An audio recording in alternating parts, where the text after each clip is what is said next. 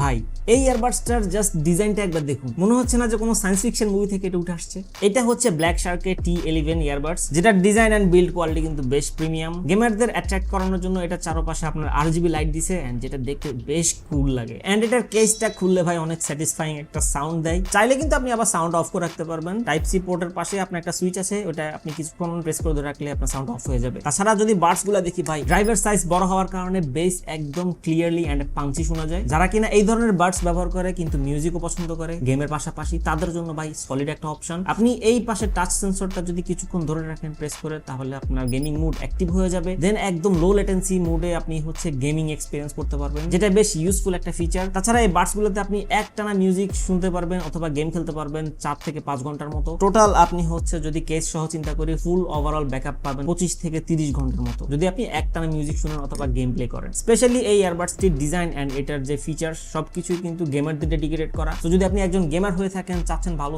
Sound quality, base আপনি পছন্দ করেন, মিউজিক শুনতে পছন্দ করেন এন্ড অবভিয়াসলি আপনি এই ধরনের ইয়ারবাডস ব্যবহার করেন, তাহলে ভাই এইটা আপনার জন্য বেশ সলিড একটা অপশন। অবশ্যই আমি আপনাকে এটা রিকমেন্ড করবো। মাত্র 3000 টাকা আপনি পেয়ে যাচ্ছেন টেকলিতে। সো দেরি না করে এখনই অর্ডার করে ফেলুন।